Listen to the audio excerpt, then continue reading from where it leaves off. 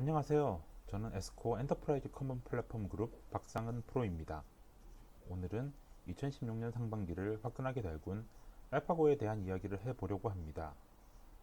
오늘 제가 초점을 맞추려고 하는 부분은 알파고의 힘이 어디서 나왔는가입니다. 시작하겠습니다. 미리 말씀드릴 것은 저는 바둑을 조금 볼 줄만 알지 잘 두지는 못한다는 사실입니다. 그리고 지금 설명도 바둑에 대한 충분한 이해가 없어도 가능하도록 해볼 생각입니다. 지금 보시는 화면은 3월 9일에 있었던 이세돌 구단과 알파고 사이의 첫 번째 대국의 기보입니다. 경기를 보신 분들도 계시리라 생각됩니다. 해설들이 알파고의 착수에 대해서 각자 다른 평을 했는데요. 모두가 동의한 수가 있습니다. 여기 빨간색으로 동그라미가 되어 있는 102수째 백돌의 위치입니다. 이 수는 프로기사도 생각하지 못한 신의 한 수라고 이야기했습니다. 이 말의 뜻은 바둑을 훈련시키기 위한 학습셋에 이런 데이터는 없었을 것이라는 의미입니다. 알파고는 그러면 어떻게 이 수를 둔 것일까요? 혹시 세간에서 이야기하듯 이그저스티브 키 서치 알고리즘을 사용한 것이 아닐까요? 제가 오늘 하려는 이야기는 바로 이 수가 어떻게 나왔는지, 그리고 알파고가 이런 힘을 어떻게 얻었는지에 관한 것입니다. 오늘 저는 세 가지의 바둑 두는 방법을 비교하면서 설명드릴 예정입니다.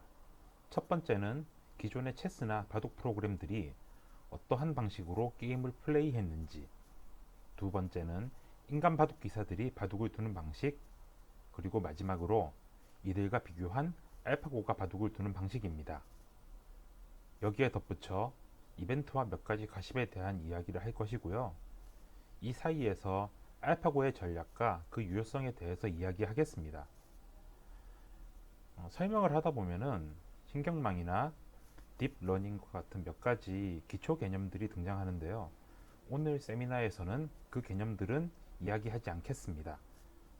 혹시라도 그러한 개념들에 대한 공부가 필요하시면은 슬라이드 쉐어와 같은 오픈된 리소스를 활용하여 공부하시기 바랍니다. 참고로 이 세미나는 네이처에 발표된 알파고 논문을 바탕으로 만들어졌습니다. 제 추론과 몇 가지 인터넷 자료를 가지고 왔습니다만 제일 중요한 자료는 논문이라는 점을 미리 밝혀둡니다. 먼저 브루트 포스 또는 이그저스티브 키 서치의 가능성에 대해서 검토해 봅시다. 잘 아시겠지만 이그저스티브 키 서치는 모든 가능성에 대해서 검토한 결과로 최고의 선택을 하는 것입니다. 이를 위해서 가능한 모든 경우의 수를 트리로 만들고 제일 바람직한 결과가 나오는 다음 수를 선택하는 방식입니다. 물론 바둑과 같은 턴제 게임은 그냥 바람직한 결과만 취하다 보면 중간중간에 나를 방해하는 상대방의 수 때문에 나의 상태가 망가지는 경우가 발생합니다. 그래서 한 번은 최선, 한 번은 최악을 가정해서 탐색을 하는 민맥스 알고리즘이라는 변형된 이그저스티브 키서치 알고리즘을 사용하게 됩니다. 바둑에 이런 트리서치 방식을 도입할 수 있을까요? 연구에 따르면 평균적으로 바둑에서 선택 가능한 경우의 수, 즉 하나의 노드에서 평균적으로 갈라질 수 있는 차일드의 수는 250 정도라고 합니다. 트리상에서는 브레스로 표현이 되죠. 그리고 바둑은 나와 상대방이 둔 수의 순서로 하나의 게임을 표현할 수 있는, 즉 일련의 착수의 집합으로 표현할 수 있습니다. 이 집합의 평균 길이는 150이라고 하는데요. 트리에서 뎁스로 표현이 됩니다. 이그저스티브 키서치에서의 트리의 탐색 횟수는 일반적으로 브레스의 뎁스 승으로 표현이 됩니다. 체스의 경우는 일반적으로 35의 80승, 바둑의 경우는 일반적으로 250에 150승이 됩니다. 35의 80승은 3 뒤에 0이 123개 붙어야 되는 수이며 250에 150은 5 뒤에 0이 359개 붙어야 하는 수입니다. 1997년에 IBM의 딥블루가 체스 그랜드마스터 가리 카스파노프를 이겼을 때 딥블루 역시 모든 수를 게임의 마지막까지 예측하면서 두지 못하고 평가 함수를 만든 상태에서 12수 앞까지 앞가지를 내다봤다고 하지요. 20년가량이 흘렀고 아무리 하드웨어 성능이 기하급수적으로 발달했다고 해도 바둑은커녕 체스도 완전한 이그저스트 키 서치로 답을 구할 수 없습니다. 이런 계산량을 극복해내기 위해서 기존의 체스나 바둑 프로그램은 어떤 전략을 사용했을까요?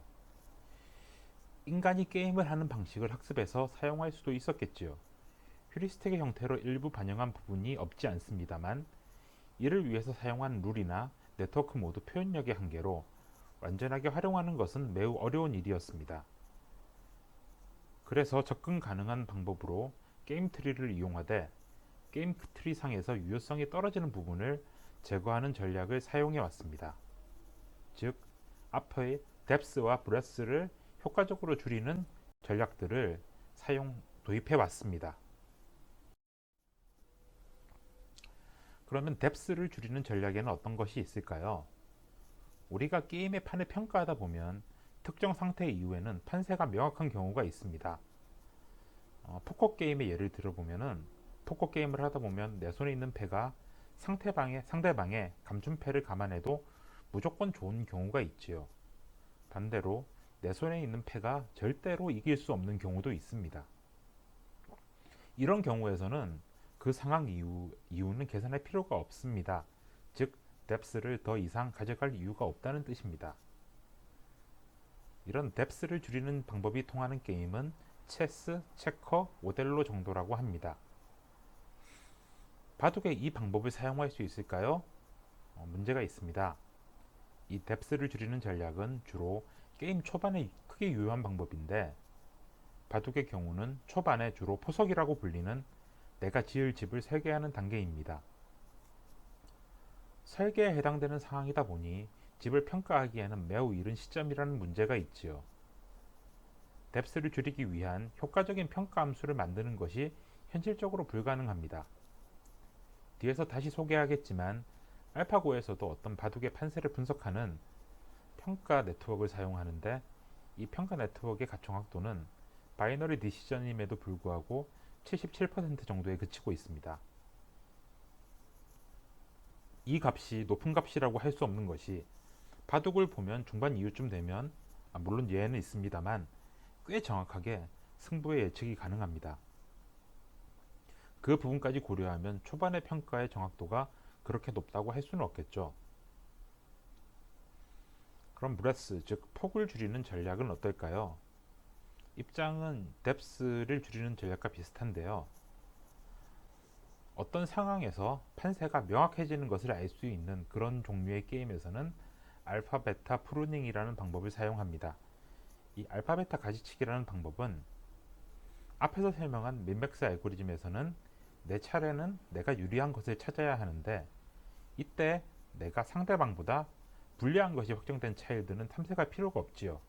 그래서 가지를 쳐버리고 트리에서 배제를 시켜버립니다. 이런 과정을 알파 가지치기라고 부릅니다.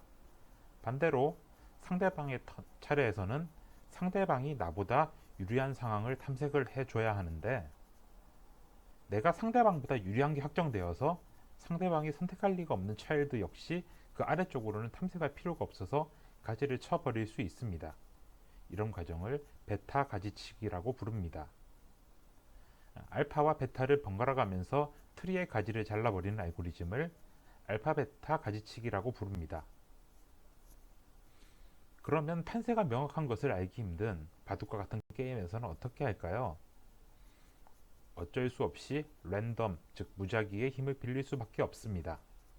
바로 다음 페이지부터 소개할 몬테카를로 트리 검색 방법입니다.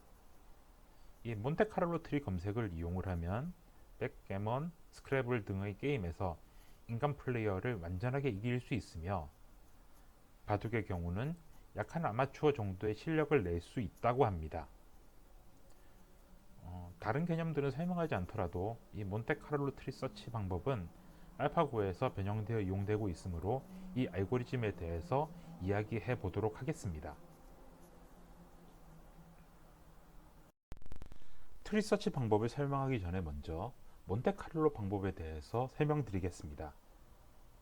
난수를 이용하여 확률적으로 계산하는 방법으로 통계 물리학에서 주로 사용되는 방법이라고 합니다. 예전 맨하탄 프로젝트에서 원자폭탄을 만들 때 원자핵 분열을 직접적으로 실험할 수 없었기 때문에 사고 실험을 계획했는데요. 이때 연구팀의 수학자가 고안한 방법이라고 합니다. 이 수학자가 도박을 좋아했기 때문에 붙여진 이름이라는 소문도 있습니다. 여기 그림은 몬테카를로 방법으로 원주율의 크기를 구하는 예제입니다. 임의의 점을 찍고 그 점이 사분원 내부에 있는 경우에는 빨간 점, 아닌 경우에는 파란 점을 찍습니다. 이 과정을 충분한 횟수 이상 반복한 다음 빨간 점의 개수 나누기 4가 전체 점의 개수에 차지하는 비율은 원주율에 점점 근사하게 될 것이라는 확률적 방법입니다. 원자폭탄을 포함한 수많은 실제 실험을 가상실험으로 대체해온 이 방법의 통찰은 무작위 값이라고 할지라도 확률적 반복을 통해서 전체를 이해할 수 있는 단서를 제공할 수 있다는 점입니다. 실제로 자연의 많은 부분은 무작위함으로 이루어져 있기 때문에 자연을 잘 설명할 수 있다고도 합니다. 이 방법을 트리 검색에는 어떻게 활용할까요? 검색 공간 상에서 게임 종료까지의 수순을 무작위로 선택할 수 있습니다. 이런 샘플링된 무작위 수순을 몬테카를로 롤아웃이라고 부릅니다. 이렇게 만들어진 수순 중 많은 경우를 시뮬레이션하여 최선을 선택해 나간다는 것이 기본 아이디어입니다.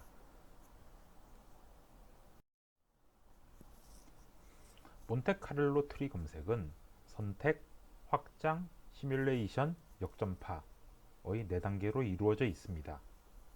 먼저 트리의 각 노드의 평가 점수는 이전 해까지의 시뮬레이션의 결과로 만들어집니다. 지금 보시는 예제에서는 평가 점수는 시뮬레이션의 승률로 구성되어 있습니다. 이 중에서 익스펜션의 여지가 있고, 즉 선택 가능한 다함수가 더 있으며 평가 점수가 가장 높은 노드와 노드까지의 시퀀스를 선택하는 것이 바로 선택 단계입니다. 그 다음 선택된 노드의 차일드 중 하나를 골라서 트리를 확장해야 하는데 오리지널 몬테카를로 트리 검색에서는 이 과정이 무작위 선택입니다. 그 다음은 시뮬레이션인데요. 이 확장된 노드로부터 무작위 선택을 통해서 게임을 한번 쭉 진행해 봅니다. 그러면 무작위 시뮬레이션 상황에서의 게임의 승패가 결정이 되겠지요. 역전파 과정은 우리가 선택한 시퀀스에 이 시뮬레이션의 결과를 반영하는 단계입니다. 여기 보시는 예제에서는 시뮬레이션에서 패배를 했고 그 결과로 이번 차례에 추가된 노드를 포함한 경로에 있는 노드의 평가 기록에 1패씩이 추가되고 있음을 알 수 있습니다. 각 수마다 미리 정한 정책에 따른 시행을 반복한 다음 최고의 평가를 받은 노드를 실제 나의 다음 수로 선택하는 것이 바로 이 몬테카를로 트리 서치 알고리즘입니다. 만약 우리가 이 무작위한 반복을 무한대로 시행할 수 있다면 아마 옵티멀 플레이로 수렴하게 될 것입니다. 이 몬테카를로 트리 서치 방법의 장점은 어떤 결정론적 알고리즘에 비해서 중간중간에 사용 가능한 평가 함수가 제시되어 있으므로 이러한 무작위 반복이 언제 중단되더라도 그 시점에서 최적의 수를 제공할 수 있다는 점입니다. 알파 베타 가지치기와 비교해 보면 내가 가지를 치지 않는 노드들을 모두 들여다봐야 답을 얻을 수 있는 반면 이 몬테카를로 트리 검색 방법은 그렇지 않습니다. 즉 바둑과 같은 시간 제한이 있는 게임에 사용하기 알맞겠지요. 그리고 시뮬레이션과 평가를 위한 룰만 명확하다면 과거 데이터 없이도 트리 검색이 가능하다는 점이 장점이라고 또 꼽을 수 있습니다. 규칙대로 트리만 구성할 수 있으면 되겠지요. 하지만 이 몬테카를로 트리 서치는 단점도 명확합니다. 무작위 선택을 기반으로 하기 때문에 효율성의 측면에서 단점이 있습니다. 어떤 특정한 룰이 반영되어 있지 않으므로 딱 봐도 별로 스마트해 보이지 않죠. 그리고 익스펜션이 위닝 레이트가 높은 노드를 중심으로 이루어지다 보니까 확장이 첫 몇 번의 시뮬레이션의 결과에 따라서 그쪽으로 결과가 쏠려버리는 문제가 있습니다. 해마다 인공지능 바둑대회가 열리는 것으로 알고 있습니다. 여기서 우승을 단골로 차지하던 대부분의 인공지능 바둑 프로그램들은 이 몬테카를로 트리 검색을 고성능으로 구현한 것들입니다만, 여기서 최상위 성능을 보여준다는 크레이지 스톤이라는 바둑 프로그램조차도 아마추어 5단에서 6단 정도의 실력으로 구글은 평가하고 있습니다. 참고로 아마 최고수인 아마 8단, 아마 9단도 프로에 비하면 초단 이하의 실력이라고 합니다. 여담인데 바둑계에서는 아마추어 단은 그냥 한글로 단을 쓰고 프로 기사들의 단은 한자로 써주는 게 그쪽의 관례라고 합니다. 지금까지 기존의 바둑 인공지능이 바둑을 두는 근본 원리라고 할 수 있는 몬테카를로 트리 서치에 대해서 알아봤습니다. 그러면 이 몬테카를로 트리 서치를 이겨온 사람들은 바둑을 어떻게 두어왔는지 짧게 알아보도록 하겠습니다. 다시 말씀드리지만 저는 바둑을 잘 두지 못합니다. 그런 제가 아는 한에서만 말씀을 드려보겠습니다. 일단 바둑을 두는 것과 집 짓는 것을 한번 비교해 보죠. 집을 지을 때는 먼저 집을 설계를 하고 기초공사를 해야 됩니다.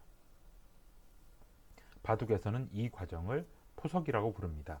포석은 내가 앞으로 이 바둑을 어떻게 둘지, 상대방이 어떻게 생각하고 있는지를 고려해 한판 바둑의 방향을 설정하는 초반전이라고 할 수 있습니다. 건축에서는 이제 설계 다음에 건축 재료로 집을 올리게 되죠. 시공인데요. 이 과정을 바둑에서는 포석을 바탕으로 세력을 구축하는 단계라고 볼 수 있겠습니다. 건축의 마무리 공사에 해당되는 부분은 이제 사활 싸움이라고 할 수 있겠습니다.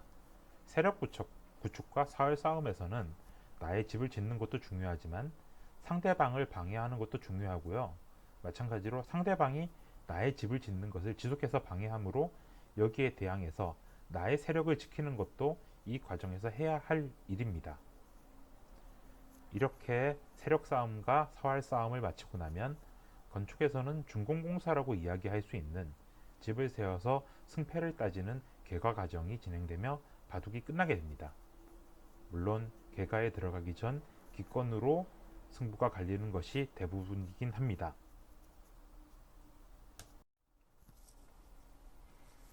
이러한 바둑을 두는 과정에서 인간 플레이에 세 가지 중요한 키워드를 꼽는다면 정석, 수순, 그리고 연결입니다. 정석은 2000년이 넘는 바둑 역사의 종합적인 교과서라고 볼 수 있습니다. 애당초 사람은 컴퓨터처럼 계산해서 바둑을 둘 수 없기 때문에 어느 정도 과거의 패턴을 바탕으로 바둑을 둘 수밖에 없습니다. 그래서 정석이라는 것이 만들어졌으며 오랜 기간 바둑 시합을 통해서 승률이 높다고 정해진 패턴이 이 정석에 포함됩니다. 즉 바둑 게임의 청사진의 샘플인 동시에 바둑의 인간 데이터 그 자체라고 할 수 있습니다. 그 다음은 수순인데요. 내가 내 세력을 살리려면 이어진 수를 사용해서 안정적인 울타리를 쳐야 합니다. 그런데 상대방이 가만두고 보기만 하는 것은 아니죠. 내 계획을 방해하기 위해서 지속적인 노력을 합니다. 그래서 내 세력은 튼튼하게 짓고 상대방의 세력은 무너뜨리면서 상대방의 방해도 무력화시키는 수순이라는 것이 바둑에서는 매우 중요합니다. 이 수순은 즉 바둑이라는 게임에서 과정의 즉 절차의 합리성이라고 할 수 있겠지요. 마지막으로 돌 간의 연결을 꼽을 수 있겠습니다. 바둑에서는 돌 하나가 혼자만으로 의미를 가질 수 없습니다. 내가 세력을 만들기 위해서 돌과 돌들을 연결해야 하는 게임이죠. 그래서 연결된 돌만이 의미를 가지게 됩니다. 즉 어떤 위치의 돌은 주변 돌들에 의해서 의미가 부여된다고 할 수 있습니다. 그래서 정해진 시간 안에 이그저스티브 키서치를 하지 못하는 인공지능 바둑이 인간 프로 기사를 이기기 위해서는 이 의미들을 휴리스틱으로 받아들이거나 또한 이 세 가지와 관련하여 인간 플레이어를 넘어설 수 있어야 합니다. 그러면 알파고는 어떻게 했을까요? 지금부터 알파고를 살펴보도록 하겠습니다. 이제 알파고를 말씀드릴 차례입니다. 알파고의 자세한 부분을 말씀드리기 전에 알파고가 앞에서 말씀드린 인간의 세 가지 주요 키워드를 어떻게 담아냈는지를 먼저 간단하게 이야기한 다음 자세하게 들어가는 것이 좋을 것 같습니다. 먼저 인간의 정석을 사용하기 위해서 인간 플레이 데이터로 학습시킨 신경망을 사용합니다. 이를 통해서 정확도와 검색 비용, 양 측면의 효율을 달성하였고 여기에 영리한 학습 전략을 사용해서 인간 플레이를 넘어설 수 있는 힘도 얻게 됩니다. 인간 플레이보다 우월한 수순을 확보하기 위해서는 앞에서 설명드린 기존의 바둑 AI도 사용하고 있는 몬테카를로 트리 서치를 그대로 사용하지 않고 개선하는 전략을 사용합니다. 페널티를 도입해서 인간이 탐색하지 않은 영역을 탐색하도록 하고 인간 데이터의 왜곡을 통해서 알파고만의 유니크한 기풍을 획득하게 됩니다. 그리고 연결성을 이용하기 위해서는 컨보루셔널 필터를 사용을 한 딥러닝 기법을 도입을 했습니다. 이제 각각을 자세하게 설명드릴 건데 먼저 신경망 네트워크부터 들여다보지요.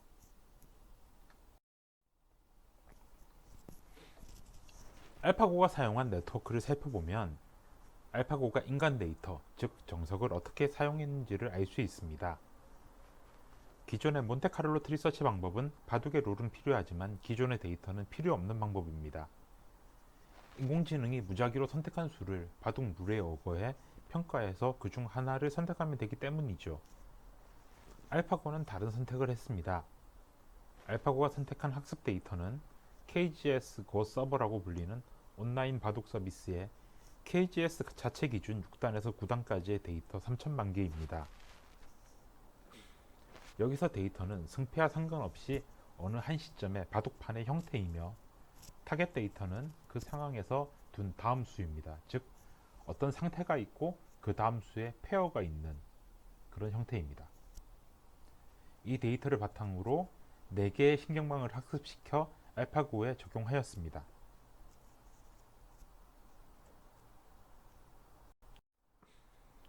첫 번째, 알파고 논문의 표기법을 그대로 따라가자면 P-시그마라고 불리는 신경망입니다. 이 신경망은 13층으로 구성된 신경망이며 입력된 피처는 총 48개이며 네트워크의 각각의 층은 컨볼루션 레이어로 구성됩니다. 신경망의 구성 및 입력 데이터 구성 등은 뒤에 다시 말씀드리겠습니다. 이 네트워크의 특성은 글자 그대로 과거 데이터에 가장 충실하게 학습된, 즉 과거 인간 데이터가 가장 잘 반영된 네트워크입니다. 이렇게 학습된 네트워크는 데이터의 테스트 셋에 대해서 57%의 정확도로 다음 수를 예측해낼 수 있습니다. 그래서 이 네트워크를 저는 충실한 네트워크라고 부르겠습니다. 두 번째 네트워크는 P-파이라고 불리는 신경망인데 이 신경망은 P-시그마에 비해서 입력 차원도 작고 네트워크도 단순하게 구성되어 있습니다. 그리고 앞의 특징에서 주요한 것만 조합하여 6개의 특징을 사용합니다. 그래서 그만큼 빠르겠지요. 정확도는 24.2%에 불과하지만 대신 한 수를 계산하는 데는 2 마이크로 세컨드밖에 걸리지 않습니다. 앞에 충실한 네트워크는 3ms가 걸렸죠. 그래서 이 네트워크의 특징은 신속함이며 빠른 네트워크라고 부르도록 하겠습니다. 세 번째 네트워크를 학습시키기 전에 알파고는 새로운 학습 데이터를 만들어냅니다. 앞에서 이제 충실한 네트워크를 설명드렸는데요. 이 충실한 네트워크가 있으면은 이 충실한 네트워크를 학습시키는 과정에서 수많은 버전의 중간 과정의 P-시그마 즉 미성숙한 충실한 네트워크가 만들어집니다. 그 중에 하나를 무작위로 선택을 해서 바둑 시합을 벌입니다. 그러면은 이제 이 P-시그마로 만들어진 수순이 하나 만들어지고요. 이 수순에 승패가 남겠죠. 수순상의 각 상태를 입력으로 하고 수순상의 다음 수를 타겟으로 P-시그마와 동일한 네트워크를 학습시키는데요. 차이가 있다면은 앞에 P-시그마에서는 승패와 관련 없이 데이터를 사용한 반면 이 네트워크는 승리한 경우는 포지티브 피드백, 패배한 경우에는 네거티브 피드백을 주고 학습을 시킵니다. 즉, 세 번째 네트워크는 앞에 두 네트워크와 달리 실전 시뮬레이션 결과를 학습 결과에 반영시키도록 만들어진 것입니다. 이 P로라고 불리는 이 세 번째 네트워크는 그래서 시뮬레이션 게임 네트워크라고 부르겠습니다. 이 시뮬레이션 네트워크를 만들 때 완성되지 않은 네트워크를 참여시키지 않는 이유는 네트워크에 합리적인 노이즈를 부여하여 과적합을 방지하기 위한 장치라고 보시면 됩니다. 일종의 휴먼 데이터 왜곡 과정이라고 할 수 있습니다. 이 시뮬레이션 게임 네트워크는 앞에 충실한 네트워크를 상대로 80%의 승률을 보였다고 합니다. 즉 강화 학습되었다라는 뜻이지요. P 시그마, P 파이, P로 이 세 가지 네트워크는 모두 다음 수를 선택하는 데 사용할 수 있는 정책을 제공해주는 네트워크입니다. 그래서 이 셋을 정책 네트워크라고 부릅니다.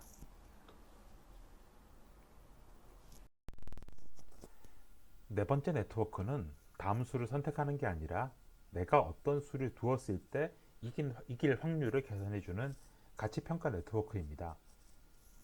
시뮬레이션으로 판세를 분석하는 것이 고전적인 몬테카를로 트리 서치의 방법이지만 아무리 빠르게 시뮬레이션을 할 수 있다 해도 판을 한눈에 딱 보고 승패를 판정하는 것만큼 빠르기는 쉽지 않을 겁니다. 이 평가 네트워크는 실전 네트워크끼리 시뮬레이션 게임 네트워크끼리 싸움을 붙여서 나온 결과를 바탕으로 승패 자체를 타겟으로 하여 학습시킵니다. 이 네트워크의 목적은 평가가 목적이므로 평가 네트워크라고 부릅니다. 결과값이 승패 확률의 스칼라 값으로 나와야 하므로 최종 액티베이션 펑션은 탄젠트 하이퍼볼릭 펑션을 사용하는데 이 네트워크는 23.4% 정도의 갭을 가지고 실제 승패를 예측할 수 있습니다. 그러면 이 네트워크들은 어디에 쓰일까요? 알파고 역시 다른 인공지능 바둑 프로그램과 마찬가지로 몬테카를로 트리 서치 방법을 사용하는데요. 이를 튜닝하기 위해서 사용합니다.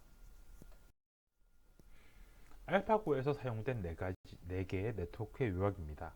나중에는 이 페이지만 보시면 한눈에 들어오시리라 생각됩니다. 저는 충실한 네트워크, 빠른 네트워크, 시뮬레이션 게임 네트워크라는 표현을 썼는데요. 사실 이 표현은 설명을 하기 위해서 제가 만든 표현이고요. 논문에서는 각각 슈퍼바이즈드 러닝 팔러시 네트워크, 그다음 롤아웃 팔러시 네트워크, 그리고 reinforcement learning fallacy network이라는 표현을 사용합니다.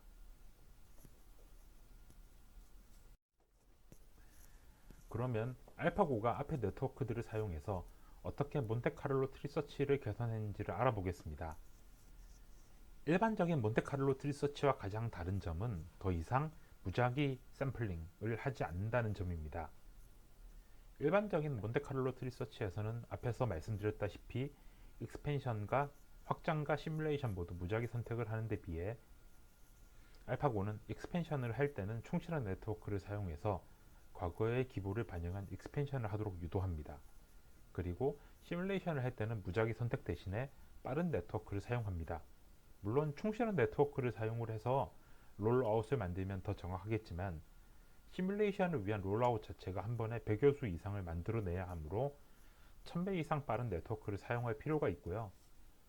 또 같은 시간이라면 1000배 많은 롤아웃을 비교하는 것이 낫다고 판단했을 것입니다. 하지만 빠른 네트워크의 정확도가 24% 정도로 다소 떨어지므로 크게 신뢰하기 힘들다는 단점이 있습니다. 그래서 마지막으로 학습했던 평가 네트워크와 함께 평가를 하게 됩니다. 어떤 가중치를 정해놓고 롤아웃 시뮬레이션 결과와 평가 네트워크의 결과를 웨이티드 썸 하는데요. 이 웨이티드 썸 값을 사용해서 시뮬레이션 결과를 판단하고요. 이 값으로 네트워크 역전파 과정을 수행합니다. 그런데 문제가 모두 해결된 것은 아니지요. 앞에서 이 시스템을 학습하는데 사용한 데이터는 KGS 고 서버의 아마추어 6단에서 9단까지의 데이터라고 했습니다.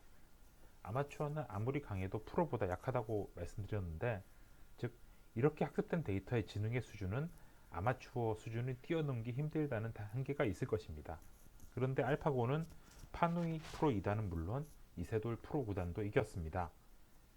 이 능력의 단서는 몬테카를로 트리 검색의 개선에 있습니다. 여기 Q를 보시면은 Q는 현재 노드의 평가 점수이고 U는 다음 수를 선택했을 때 여기에 더해질 보너스 점수인데요. 이 U 안에 페널티가 숨어 있습니다. 내가 확장을 자주 한 경로가 있어서 이 노드를 빈번하게 제가 선택을 자주 한 경로가 있어서 이 노드를 빈번하게 방문하면 이에 비례해서 페널티를 부여합니다. 그래서 계속 같은 경로를 쫓아다니다 보면 마치 식상한 듯 다른 노드를 탐색하도록 만들어져 있습니다. 이 다른 노드가 바로 기존 학습 데이터가 지시하지 않은 경로 수순을 의미합니다. 만약에 내가 한번 그렇게 가보고 그쪽에서 좋은 피드백이 나온다면 그것은 인간이 생각하지 못했지만 인공지능은 선택할 수 있었던 좋은 수를 의미하게 됩니다. 앞에서 이야기한 바로 제1국의 102번과 같은 수가 되겠지요. 이 역시 인간 데이터의 왜곡의 시도라고 해석할 수 있을 듯합니다. 알파고는 이 트리를 정해진 조건까지 반복한 후에 최종적으로 가장 많이 방문한 노드를 선택해서 착수를 하게 됩니다. 평가 점수가 가장 높은 지점을 착수할 수도 있겠지만 알파고는 그렇게 하지 않습니다. 그 이유에 대해서는 논문에 명시적으로 나와 있지는 않습니다만 아마도 수많은 서브 프로세스가 바둑을 한 번씩 두고 투표를 하는 형태를 염두에 둔 것이 아닌가 싶습니다. 물론 많이 방문한 노드가 점수도 높겠지요. 지금 보시는 그림은 각각의 네트워크가 선택한 지점의 예시입니다. F가 실제 착수한 지점이라면 B는 가치 네트워크의 판단만이 B에서 보이는 이 가치 네트워크의 판단만이 이 선택을 지지해주고 있습니다. C는 이제 빠른 네트워크로 만든 롤아웃을 사용해서 평가한 결과이고요.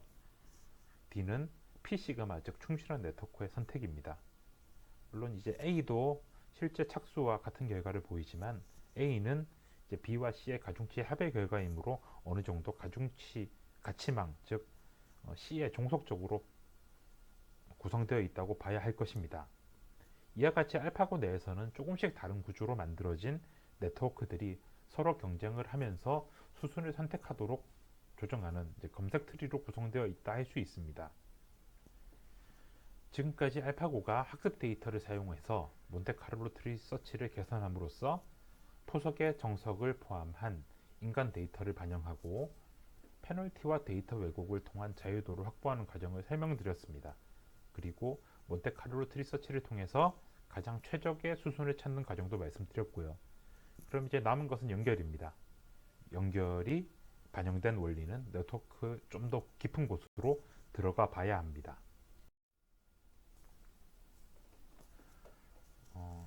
딥러닝에 대해서는 깊이 이야기하지 않겠습니다.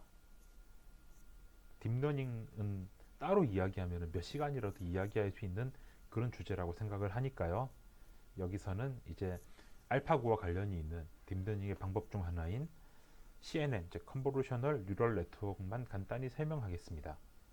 우리가 얼굴이나 각종 이미지를 인식할 때 각각의 픽셀을 고립된 점으로 사용하는 대신에 주위와 연결된 연결성을 이해하면 인식률이 올라간다는 것을 알고 있습니다. 이 통찰에서 비롯된 방법입니다. 고립된 픽셀을 네트워크의 입력으로 사용하는 대신 인접 몇 개의 점에 필터를 적용해서 이미지의 연결성을 찾아낼 수 있는 이와 같은 필터를 사용하면 점과 점 사이에 풍부한 정보를 사용할 수 있습니다. 지금 위의 필터는 어떤 이 이미지의 수직 방향의 연결성을 찾아내는 필터이고요. 이 필터는 이 이미지의 수평 방향의 연결성을 찾아내는 필터입니다. 그럼 바둑과 CNN은 어떻게 연결이 될까요? 바둑판을 흰 점, 검은 점, 그리고 중립색의 점이 있는 19 곱하기 19 이미지로 생각해 봅시다. 그러면 바둑돌 사이의 연결을 찾아낼 수 있는 어떤 필터가 있을 것이라고 생각할 수 있습니다. 이런 방식으로 인간 플레이어의 연결의 개념을 알파고가 학습하게 됩니다. 네, 지금 보시는 화면이 바로 알파고의 CNN 아키텍처입니다. 딥러닝을 조금 들여다보시면은 이 아키텍처 자체는 굉장히 일반적이라는 것을 아실 수 있습니다. 그래서 그냥 넘어가는데요. 한번 읽어보십시오. 근데 이거 좀 여기서도 살펴봐야 될 부분은 있습니다. 첫 번째 레이어에서는 어떤 특정 픽셀에서 주위 5x5 윈도우를 필터와 행렬 합성해서 이제 다음 레이어를 위한 입력값으로 사용합니다. 그리고 그 다음 레이어부터는 이제 3x3 윈도우를 사용을 하고 이렇게 이제 총 13층의 컨볼루셔널 레이어를 학습을 시켜서 개별 네트워크를 구성을 합니다. CNN이 이미지 분석에 사용될 때 우리는 연결 구조를 추출할 수 있는 다양한 필터를 적용하는데요. 여기서도 이와 같은 방법으로 바둑돌이 연결된 구조를 반영을 하게 됩니다. 아쉽게도 논문에서는 어떤 필터를 사용했는지 혹은 필터는 어떻게 만들어진지에 대한 내용은 나와 있지 않습니다. 이와 같이 첫 번째 층에서는 어떤 위치에 상하 좌우 두 점씩의 두 칸의 상황을 반영해서 학습 및 평가가 진행되게 됩니다. 그 다음 층부터는 다시 이제 3x3 필터를 사용하는데 어떤 점으로부터 위로 한 칸, 아래로 한 칸, 왼쪽 한 칸, 오른쪽 한 칸의 상황이 반영이 되는 거죠. 그럼 이렇게 층이 하나씩 증가될 때마다 이런 가장자리 한 픽셀들의 상황이 추가로 학습에 반영이 되게 됩니다. 즉, 한 층 올라갈 때마다 가장자리 하나씩의 상황이 내 픽셀로 정보가 들어오는 거죠. 이렇게 13층의 은행 레이어를 다 반영시키고 나면 각 레이어마다 하나씩의 외곽이 반영되고요. 그러면 이제 어떤 위치를 중심으로 바둑판이 19x19니까 거의 전 영역의 데이터가 가까운 곳은 중첩에서 계속 반영이 되다 보니까 큰 영향력으로, 먼 곳은 작은 영향력의 형태로 반영될 수 있도록 네트워크가 설계되어 있습니다. 사실은 CNN 자체가 이렇게 설계되어 있는 방법이죠. 즉, 바둑돌의 가까운 연결은 크게 반영되고 먼 연결은 약하게 반영되는 전략이라고 생각할 수 있습니다. 합리적으로 보입니다. 마지막으로 보실 것은 이제 데이터에서 사용한 특징들입니다.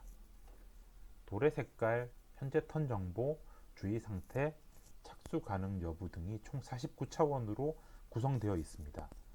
제가 아까 48차원이라고 말씀드렸는데 가치 네트워크만 플레이어 컬러를 추가로 사용합니다.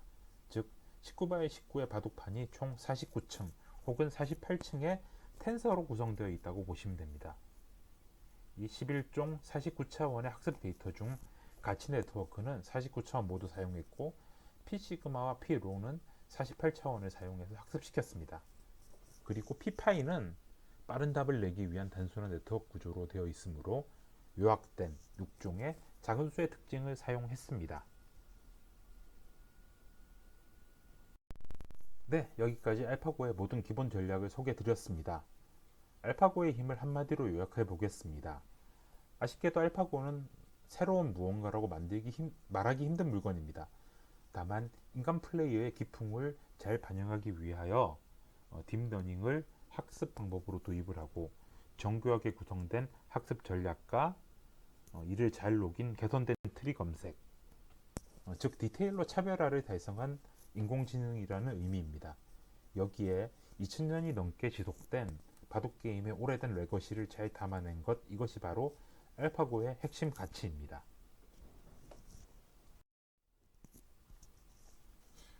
이제 시스템 밖으로 나와봅시다. 조금은 가벼운 이야기들이 되겠네요. 보시는 것은 이벤트 타임라인입니다.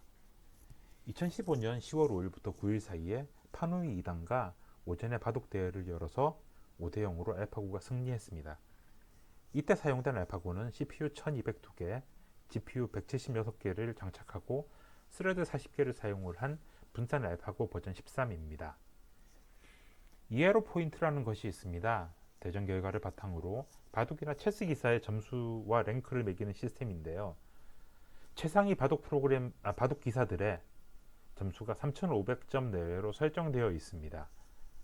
구글에서 평가한 당시 알파고의 이에로 점수는 3,140점이었다고 합니다. 그리고 속기전으로 이제 비공식 매치도 가졌는데 이때는 결과 3대2로 알파고가 두 번 졌다고 합니다. 그리고 1월 27일 네이처에 논문이 게재되었지요. 엠바고로 이제 가려져 있던 파누이 2단과의 대국 결과도 이때 알려지고 이 즈음에서 알파고가 이제 최정상급 바둑 프로 기사와 시합을 계획하고 있다는 이야기도 나오고 곧이어 이세돌과 시합을 한다라는 이야기도 나왔습니다. 그리고 이제 다들 아시는 구글 딥마인드 챌린지 매치가 3월 9일부터 15일까지 서울에서 있었습니다. 이세돌 구단과 오전에 바둑 대회를 열어서 4대1로 알파고가 이겼습니다. 이때의 알파고는 CPU가 1920개, GPU가 280개, 스레드 64개의 분산 알파고 버전 18이었습니다. 제가 오늘 하드웨어 이야기는 전혀 하지 않고 있는데요. 일단 하드웨어는 제 관심 바뀌기도 하지만 동시에 엔지니어링의 영역이라고 생각하기 때문에 제가 오늘 다루는 내용과 좀 다른 관점으로 달리 이야기하실 분이 아마 있을 겁니다. 그리고 이때만 해도 알려지지 않았는데요. 나중에 이제 이세돌과 시합이 끝난 다음에 구글 딥마인드의 하사비스 CEO가 어디 가서 강연을 했는데 이때 이세돌과 싸움을 했던 알파고는 이해로가 4,500점이다. 파누이와 대국한 버전 13을 상대로 돌 4개를 깔아주고도 이길 수 있다. 이렇게 밝힌 바가 있습니다. 그래서 3월 13일날 이세돌이 이겼죠. 이제 기록은 이렇게 하는 게 맞을 것 같습니다. 알파고를 공식전에서 처음 이긴 사람이 바로 이세돌이다 라고 말이지요. 지금 보시는 것은 이제 바로 1월 네이처에 발표된 알파고 논문입니다. 논문에 있는 데이터 중에 일부를 뜯어보면 자체 평가 데이터입니다. 논문에서 알파고는 스스로 프로 5단에서 7단 정도의 기력으로 평가하고 있습니다. 2월 기준이고요. 물론 이세돌하고 이제 시합을 한 알파고는 여기서 이 데이터의 알파고보다 더 강한 알파고입니다. 다른 인공지능 바둑과의 비교도 있는데요. 분산 버전 알파고는 일반 알파고의 77%의 승률로 이겼고 나머지 모든 비알파고에 대해서는 승리를 거두었습니다. 일반 알파고는 ZN4, PC4, CS4 이 ZN은 젠이라는 바둑 프로그램이고요. PC는 파치라는 바둑 프로그램입니다. CS는 이제 크레이지 스톤이라는 바둑 프로그램인데요. 여기 숫자 4는 이 프로그램들이 먼저 돌을 4개를 깔고 즉 우리가 뭐 돌 깔아준다고 하죠. 그런 핸디캡 게임을 의미를 합니다. 각각 86%, 99%, 77%의 승률을 거뒀습니다.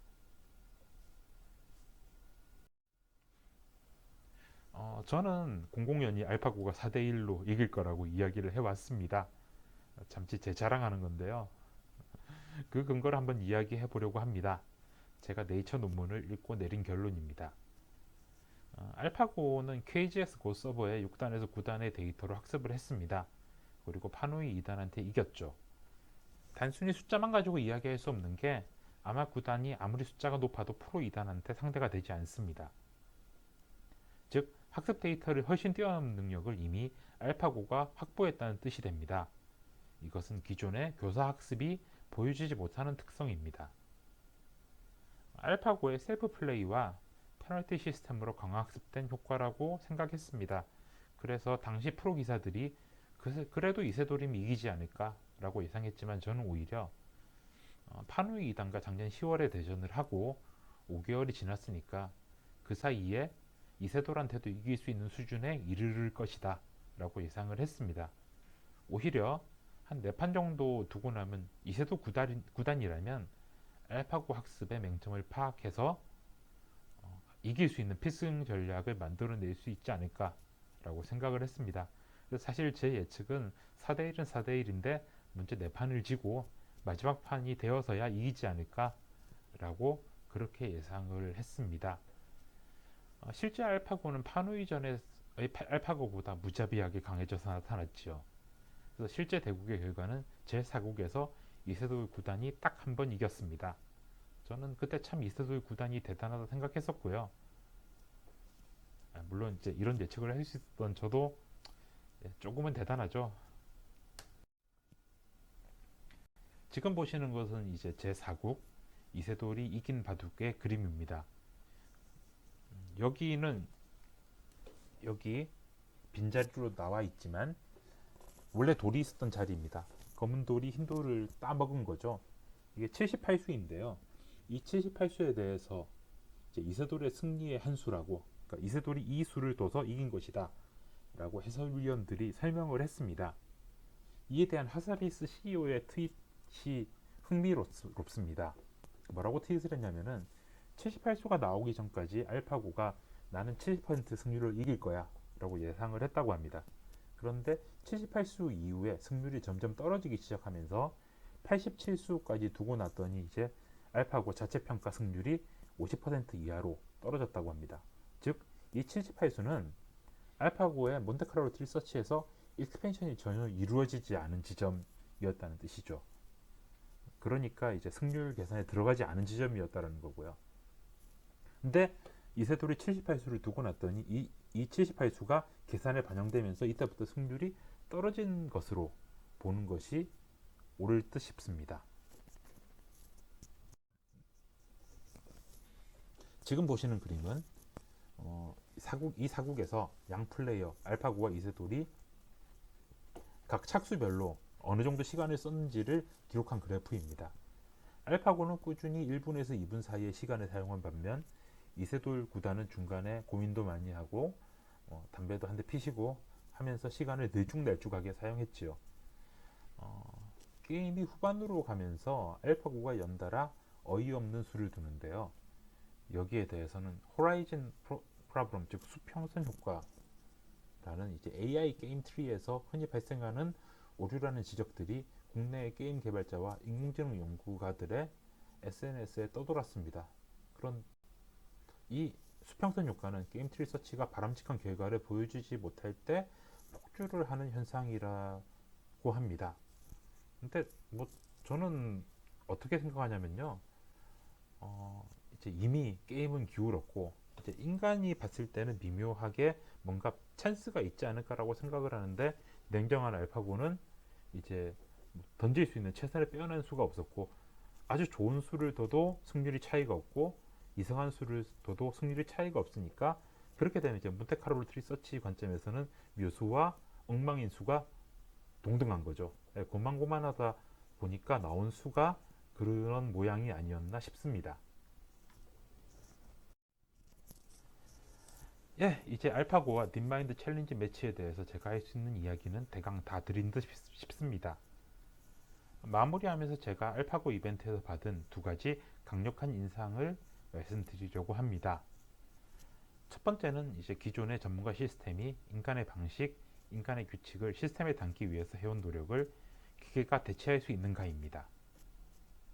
사람이 정리하지 못하는 방대한 데이터를 다룰 수 있는 힘이 기존에는 이제 신보를 추출하여 정보를 구조화하고 응답 체계를 구축하는데 골고루 나뉘어져 있었는데요.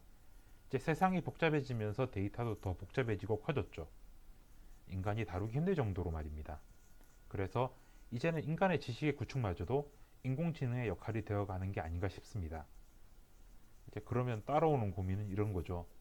사람과 인공지능에 알맞은 역할은, 그리고 역할 분담은 무엇일까 하는 것입니다. 이제 두 번째가 이제 저는 더 중요하다고 생각하는 쪽인데요. 완전히 새로운 이성적 과정의 가능성입니다. 알파고는 인간 기사를 인간들이 예측하지 못한 수순으로 이겨냈습니다.